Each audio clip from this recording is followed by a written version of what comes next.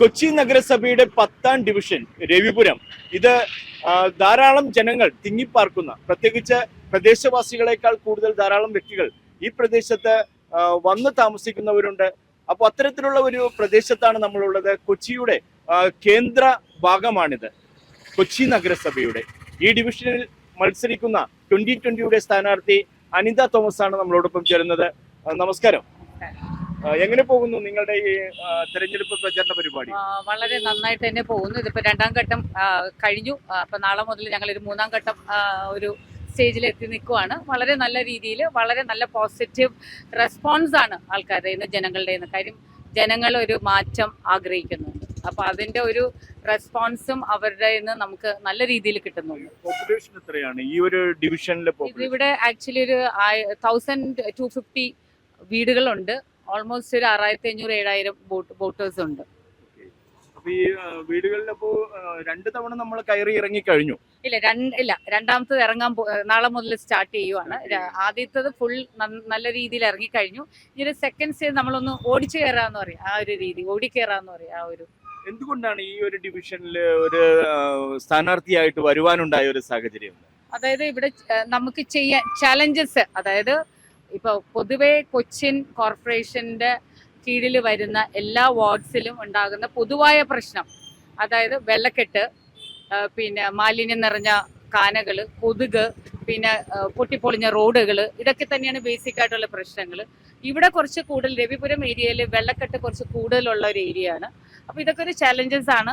ഒരു നല്ലൊരു ഭരണം കാഴ്ചവെക്കാൻ ഏറ്റവും കൂടുതൽ ഇപ്പൊ കൊച്ചിൻ കോർപ്പറേഷൻ എന്ന് പറയുന്ന കോർപ്പറേഷൻ അഴിമതിയിൽ മുങ്ങി കുളിച്ചെന്നിരിക്കുന്ന ഒരു കോർപ്പറേഷനാണ്. ഏറ്റവും കൂടുതൽ അഴിമതിയിൽ മുങ്ങി കുളിച്ചിരിക്കുന്ന ഒരു കോർപ്പറേഷൻ ഉണ്ടെങ്കിൽ അത് കൊച്ചിൻ കോർപ്പറേഷനാണ്.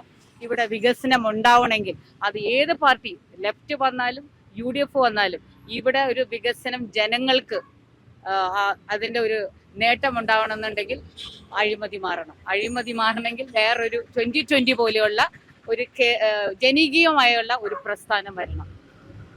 അതാണ് അത്തരത്തിലുള്ളൊരു നീക്കമാണ് ഈ സ്ഥാനാർത്ഥിത്വത്തിലേക്ക് എത്തിച്ചത്.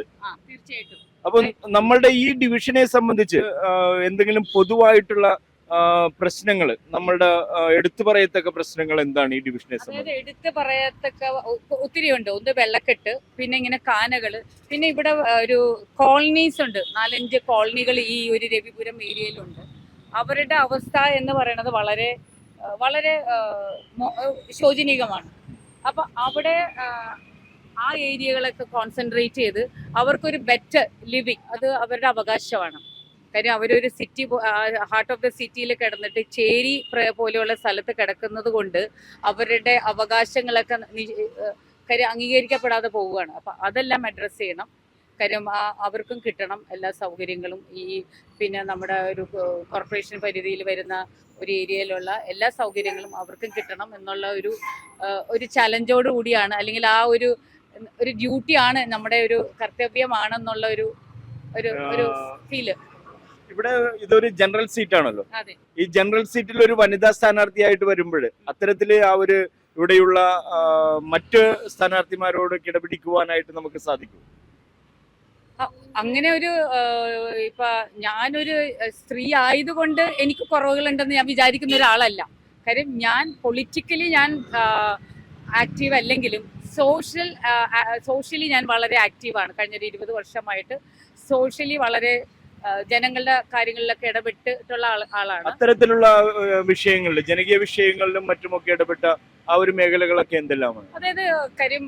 അതായത് വളരെ താഴെക്കെട്ടി കിടക്കുന്ന ആളുകൾക്ക് അവർക്ക് വിദ്യാഭ്യാസം, അവർക്ക് അസുഖങ്ങൾ വന്നു കഴിഞ്ഞാൽ മരുന്നിന് എന്തെങ്കിലും ഇതുണ്ടെങ്കിൽ അത്, പിന്നെ വീടുകൾ തീരെ മോശമായിട്ടുള്ള ആളുകൾക്ക് വീട് വെക്കാനുള്ള സൗകര്യങ്ങൾ, നല്ല ബാത്റൂംസ്, അങ്ങനെയുള്ള കാര്യങ്ങളൊക്കെ ബേസിക് ആയിട്ടുള്ള അവർക്ക് ഉള്ള കാര്യങ്ങൾ ചെയ്തു കൊടുക്കും. പിന്നെ പെൺകുട്ടികൾക്കുള്ള എഡ്യൂക്കേഷനുള്ള കാര്യങ്ങൾ, അങ്ങനെയുള്ള കാര്യങ്ങളൊക്കെയാണ് നമ്മൾ ചെയ്തുകൊണ്ടിരിക്കുന്നത്. അപ്പൊ അത്തരത്തില് മിക്കവാറും ഈ ഡിവിഷനിൽ, ഈ ഒരു പ്രദേശത്ത്, എറണാകുളം സിറ്റിയില് വലിയ പ്രവർത്തനങ്ങൾ, അതുപോലെ താഴേക്കിടയിലുള്ള ആളുകൾക്ക് വേണ്ടിയിട്ട് നടത്തിയ